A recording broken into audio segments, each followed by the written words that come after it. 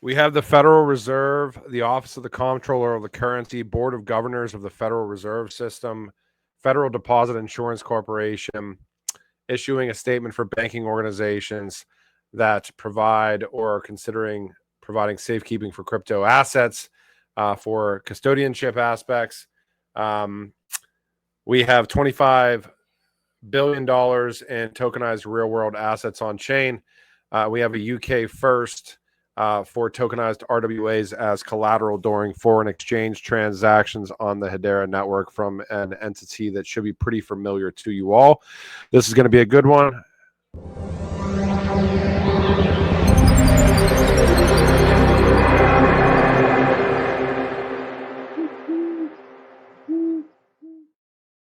All right, I'm going to start with this. This is out of Lloyds Banking Group. If you're not aware just how big a Lloyds Banking Group is, UK's largest digital bank, 28 million customers, 888.6 pounds in assets under management, employed 57,000 people, major player in FDIC 100, market capitalization of about 33 billion pounds. So obviously pretty big. Digital assets breakthrough. Aberdeen Investments, Lloyds Banking Group, and Archax completing the UK's first use of digital assets. Landmark collaboration underscores the United Kingdom's capability to become a global hub for digital asset innovation. Lloyds Banking Group, Aberdeen, and Archax announced a landmark collaboration of their trading business to advance the use of cutting-edge blockchain technology using tokenized real-world assets as collateral. In this initiative, tokenized units of Aberdeen Investments Money Market Fund, or TMMF, and tokenized UK gilts were used as collateral for foreign exchange trades between Aberdeen and Lloyds. These digital tokens were issued, transferred, and securely held by Archax, a UK FCA-regulated digital asset exchange, on the Hedera Hashgraph, public permissionless Hashgraph, or blockchain, as this press release is saying.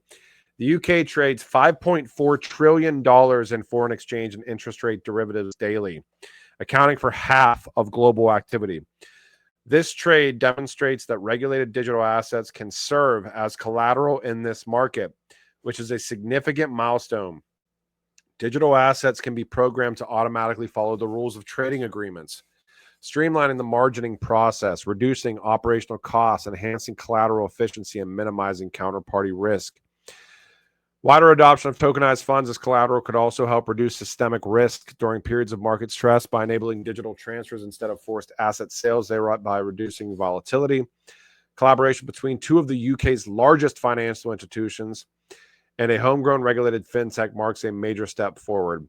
So this is huge, obviously. So essentially, tokenized units of Aberdeen's money market fund and tokenized UK gilts used as collateral for foreign exchange trades between Aberdeen and Lloyds. Lloyds is obviously huge. Aberdeen, one of the biggest fund managers in the UK and Europe. Pretty freaking major here. Obviously this stuff running on Hedera, as that press release mentioned. So we do know now that there's ties with Hedera and Lloyds. We've known for a few years that there's been ties with Hedera and Aberdeen. Aberdeen and Archax, I believe Archax's first kind of tokenization efforts, or their tokenization engine, if I remember back with the verbiage that they used back in the day a couple of years ago, directly running on Hedera. Now, we do know Archax should be familiar to a lot of you guys. XRPL, XDC network, I believe. I want to say Algorand. I think Solana. There's a bunch of networks that Archax is involved with, but they definitely have kind of stuck a flag in the ground with the Hedera network, and we can kind of see that today with this pioneering use case of the money market fund that was tokenized, as well as the UK gilts and used as collateral in a foreign exchange transaction between Lloyds Bank and Aberdeen. So the Aberdeen stuff, so part of Aberdeen fund was tokenized on Hedera, this 15 billion Lux sterling money market fund. Pretty awesome back in the day too. That was done on Hedera also. So there's some context and some history there. I did think it was interesting, and shout out to Ripple X. You see Graham Godfather, I think CEO of Archax, and talking about proud to collaborate with Lloyds Banking Group and Aberdeen on pioneering the use of tokenized money market funds and gilts to meet foreign exchange settlement. via Archax exchange using Nest, which is their on-chain collateral transfer network. Apparently, this is available on XRPL as well. I don't have confirmation on that other than RippleX's tweet here. But we know that this use case that they quote tweeted was this was done on Hedera. So I'm assuming that this can also be done on the XRPL. But Archax X, this is from RippleX, continues to push the boundaries of RWA tokenization. The XRP ledger today can be used to transfer tokenized money market funds and gilts as collateral for foreign exchange settlement. So you have Archax saying that they just did this with Lloyds, Aberdeen, and Hedera on Hedera, this Nest on-chain collateral transfer network. RippleX apparently confirming that the XRPL can be used to do the same thing that just happened on Hedera. So interesting. RippleX also posting a major milestone of the XRPL, XRP and Micro XRP Futures crossing $235 million notional traded as of July 11th, bringing total notional traded since launch of around $1.6 billion. Rapidly growing demand in XRP futures, which is pretty cool. All right, we'll get into this just briefly before we ramp down here. Let me go to the Federal Reserve one. So this is coming out of the Board of the Governors of the Federal Reserve System. Agencies issued joint statement on risk management considerations for crypto asset safekeeping. Federal bank regulatory agencies today issued a joint statement in their continued efforts to provide clarity on banks' engagement on crypto asset-related activities. Statement highlighting for banks potential risk management considerations related to holding crypto assets on customers' behalves or crypto asset safekeeping. Still pretty wild today. I mean, just how far we've come. Actually, this is a different document that I found, but this one right here, crypto asset safekeeping by banking organizations. 7 pages, just guidance, cryptographic key management, additional risk management considerations, legal and compliance, all that jazz, third-party risk management, auditing.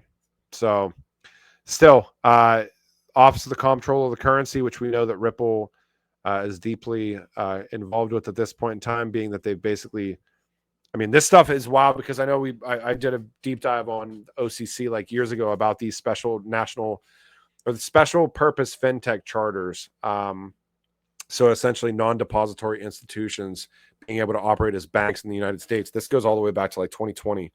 They were trying to get that stuff across the line. And I guarantee you Ripple's trying to make those moves way back in the day before the lawsuit, especially. And now you can see it again, is that they're trying to be registered as basically a federal bank, banking institution.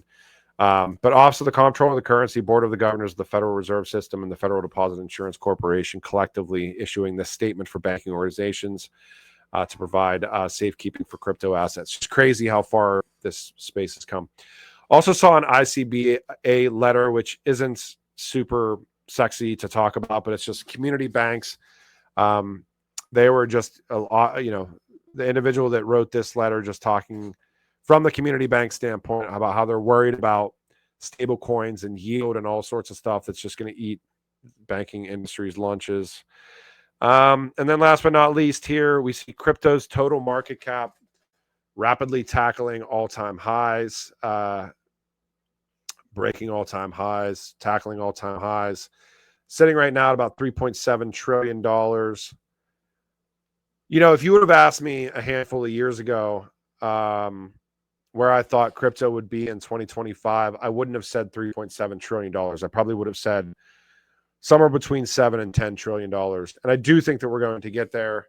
I think that, like I did that video last week, I mean, stuff's going to start potentially getting pretty crazy. This isn't financial advice. And it gets a lot harder to make sound decisions when stuff gets crazy. So just make sure, hopefully you guys have a plan on what you hope to accomplish this cycle.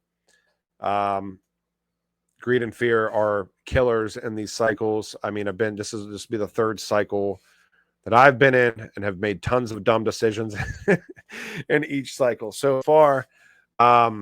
Luckily, like I talked about in that video last week, I did end up really having a plan at the tail end of the 2018 cycle for what to do, during the next, big bear market. And in 2022, kind of had some stuff measured out, and just, it was very painful to do it, but made purchases personally, and did okay. But really, I'm interested in this. So we see, you know, total market cap breaking all-time highs. I kind of want to see total excluding Bitcoin and Ethereum. Right now, we are not there yet. We really have been battling this $1 trillion level. You can go all the way back to May of 2021, where we basically peaked. We peaked at 1.02 trillion. And we battled that 1, 2, 3, 4, 5, 6, 7, 8, 9, 10 months, monthly candles, this like $1 trillion level for altcoins, excluding Bitcoin and Ethereum. We're certainly going to test it again. You can see that we've broken above it on a handful of months here, just above it, but we've never really closed and created another monthly candle on top of that $1 trillion level. If we do that, if we, let's say we battle $1 trillion, we close above, and then we start, we print a second candle above $1 trillion. It's going to get really interesting because we've just never done that before. You can see every single time that we've broken above it, we've basically crashed right back below it, or it has been very short-lived. So that'll be interesting to watch, because right now we know Bitcoin's just, printing new all-time highs. We know the total crypto market cap, including Bitcoin and Ethereum, are printing all-time highs. I'm sure you could probably go to the same thing with the total crypto market cap, excluding Bitcoin. Yeah, total crypto market cap, excluding just Bitcoin. Really what we're looking for there is 1.5 trillion about. We need to break 1.5 trillion. We battled it 1.48 trillion here. That's 1 month, 2 months, 3, 4, 5, 6, 7, 8, 9 months again. And now it looks like we might be battling again. So 9 months, 1.5 trillion. So if you're looking at just excluding Bitcoin, where we want to see alts go as a whole, 1.5 trillion, need to break above it. Let's say 1.4 trillion, 1.4, 1.5. And start printing some monthly candles above. Same story though. I mean, right here, we basically got rejected by 1.53 trillion.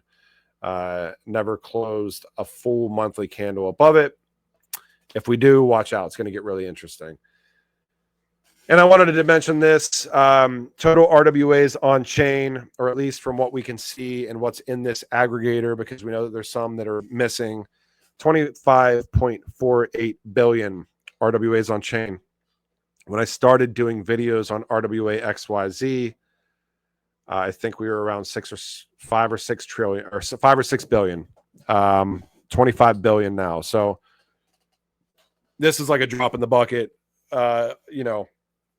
Like I talked about before, this peak right here of total RWAs, this is excluding stablecoins, obviously, at 25.48 billion, is going to look like this.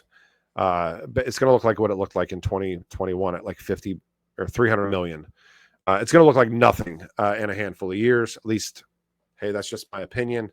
But I would not be surprised to see much more than 100 billion, because I would have to guess that there's probably already, if we're not close to 50 or 60 billion right now, because RWA XYZ as an aggregator doesn't have all of the tokenization aspects out there across all these networks. We're really close.